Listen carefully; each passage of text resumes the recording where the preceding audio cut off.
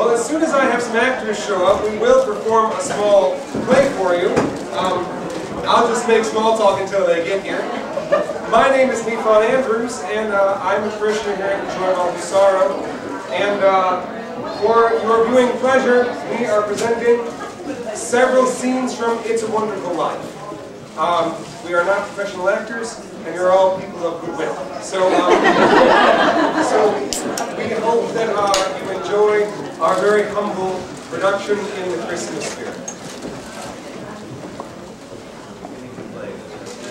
This is not a test.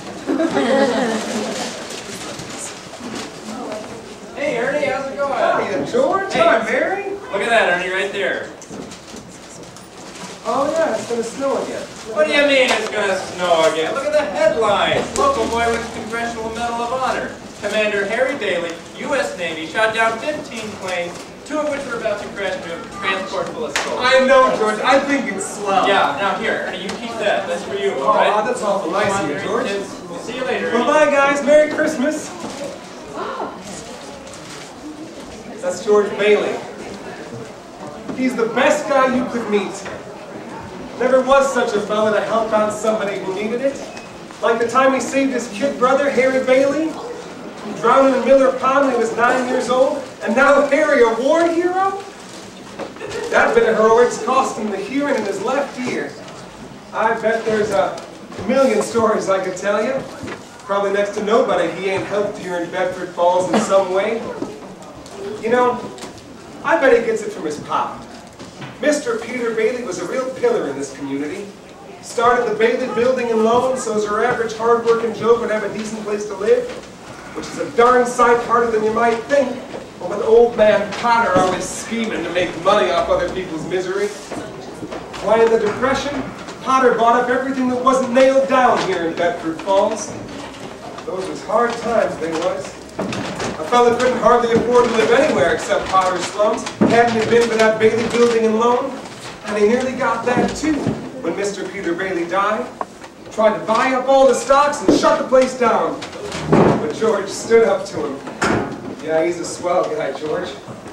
When the board offered him the Bailey Building and Loan when his pop died, that was the only way they'd keep the place open. Only way they thought it'd stay afloat. Poor George. I was wanting to see the wide world, the sights, the wonders. He's going to be an engineer and build big skyscrapers. And he gave it all up so the likes of me could have a place to live, a roof and 4 walls. Why, he even gave up his honeymoon for this town. The day he married Mary Hatch, there was a run on the bank. Everyone runs to the Building and Loan trying to take out their money. Potter had bought the bank. He nearly got the Building and Loan too. But George and Mary doled out every cent they got for their honeymoon. Yeah, I tell ya, this town sure loves George Bailey, which is why it's such a sore gig to see the guy in trouble.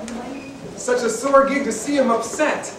Of course, I'd be upset too if I were the head of the Bailey Building and Loan and my folks were missing $8,000. The bank inspector's coming that very day.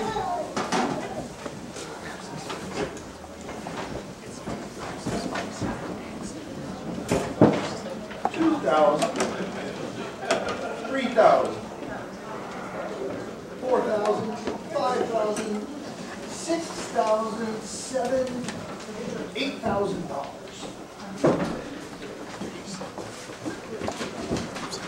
Well, good morning, Mr. Potter. What's the news? Well, well, well. Harry Bailey, Congressional Medal of Honor.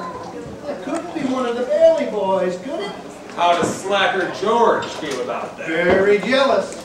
But if George had gone over there, he'd have brought back 2 of those medals. Bad here. Yes. Come on, Potter. Some people like George had to stay home. Not every heel was in Germany and Japan. Heel. Thinking they just get ahead of themselves.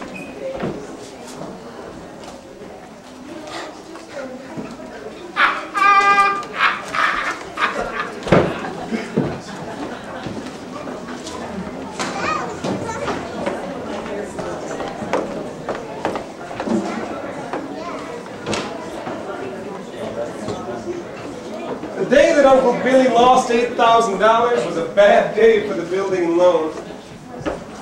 He traced his steps, searched high and low, tore the place apart. Of course, he didn't find nothing. When George found out, it was just terrible. $8,000. Of course, he took full responsibility. But you can bet it was not a very Merry Christmas at the Bailey household.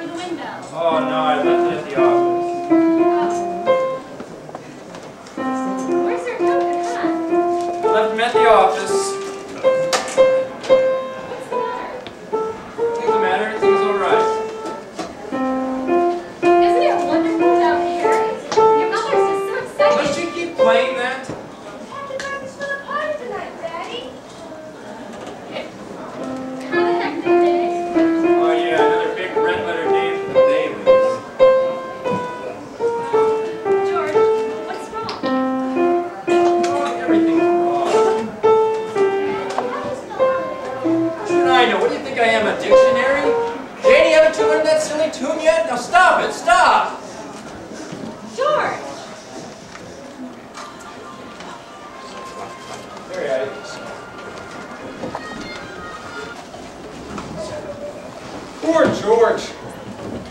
What's the guy to do? $8,000 doesn't grow on trees. So George did what any guy would do. He went to Martini's bar and had a couple drinks. Of course, that don't solve nothing. Being at his wit's end, he offered a couple desperate prayers, and he had to do the one thing he thought he'd never do. He went and saw Mr. Potter.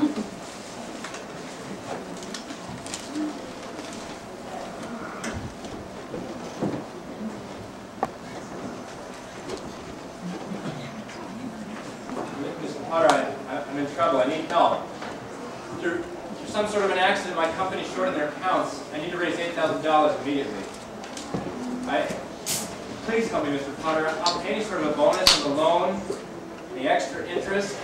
You're still in the building alone. I see, George. I've suddenly become quite important. Got any collateral, any stocks, any bonds, any collateral of any kind? I have a $15,000 life insurance policy. And you want to borrow $8,000? Look at you. You used to be so cocky. Gonna go out and conquer the world. What are you now? You once called me a warped, frustrated old man. What are you but a warped, frustrated young man, crawling in here on your hands and knees, begging for help? No stocks, no bonds, nothing but a $500 equity on your life insurance policy. Why, George, you're worth more dead than alive.